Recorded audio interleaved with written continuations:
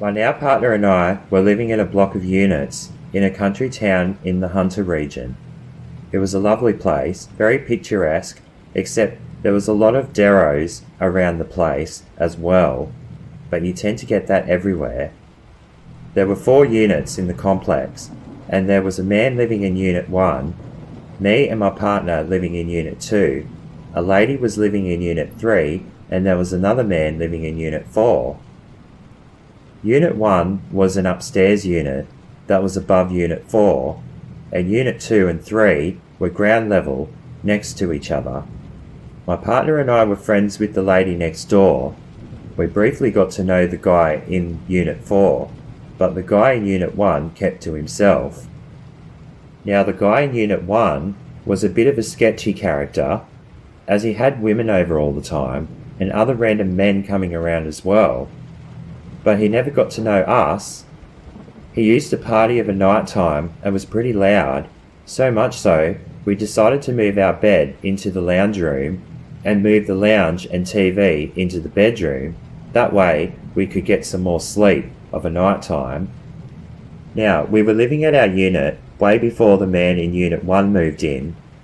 The last tenants were a young couple, and back then we never had any issues, but now this older guy had moved in. There were people hanging around outside his unit and our unit as well at times. My partner and I realised that there was some drug using going on in Unit 1, and when I say drugs I mean cracked ice or meth, which made me feel quite uncomfortable. One day I was at home while my partner was at work. I noticed a guy standing out the front of Unit 1. He was knocking on the door continuously. It actually got annoying. He would call out his name, which his name was David. He was either not home or he was sleeping after coming down off the drugs, which in some cases, when this happens, they could be in a deep sleep for days. But I hadn't noticed his car parked anywhere, so maybe he wasn't home. The guy at the door gave up and left, but he did come back later when my partner was home. Same thing happened again, no answer, so he gave up and left. I told my partner that that guy had been there earlier. We guessed the neighbour maybe owed this guy money for drugs, or maybe he was back to sell some more, who knows. He was persistent, anyhow. Throughout the next few days, we had seen David, and I told him some guy was there looking for him. He told me not to worry, and that he had caught up with him. We didn't think anything of it, until that man had returned again. This time, David had answered the door. Everything was fine. Just after 5 minutes, the guy had left. I was more convinced now that this guy was a drug dealer. David would be at his unit for half that day, and then I'd seen him walk out his front door. I remembered he would park his white sedan out the front of his unit. I seen him get into his car and leave. This was the last time I would see him for about a week. 2 days later, the other guy had returned looking for David.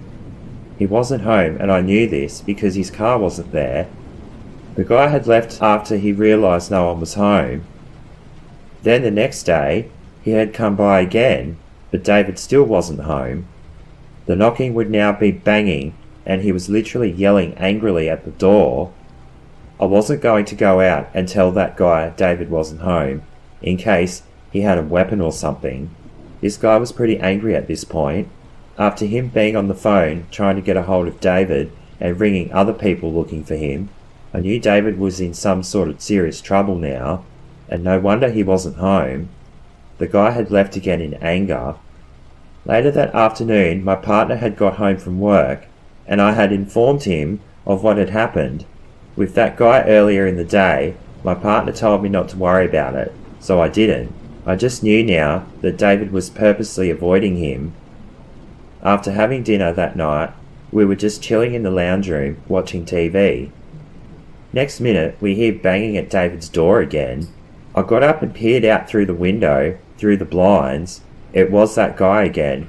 He was pretty angry now. He was yelling again, and my partner was saying how annoying this was, and how annoying this guy had become.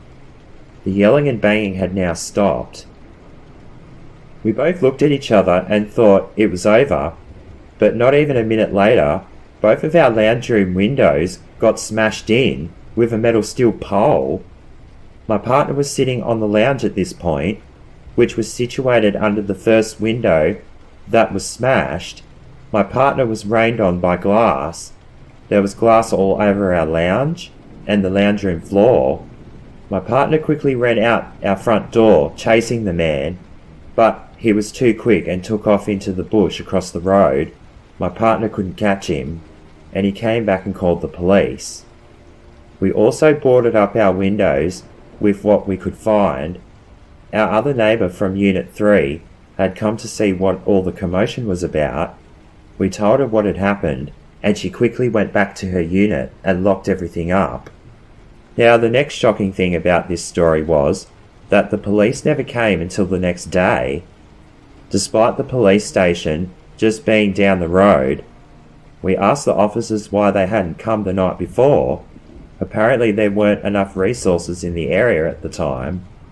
We had given the police a statement and had come to the conclusion that the guy must have thought our lounge room was a part of the neighbour's unit. He must have thought that the neighbour was home and targeted our windows. Luckily, our windows had bars on the outside of them to prevent break-ins, and luckily my partner didn't get hit in the head with the metal steel bar or get cut by any of the glass. A day or two had passed and David was home. My partner decided he was going to say something to him about what had happened to our windows, so he did. David wasn't impressed, but he did apologise. My partner said if anything else happens, he would be responsible. David agreed and went inside his unit. My partner and I had never seen the guy again, and pretty soon after, David had moved out of Unit 1. It was then vacant for a very long time after he had left.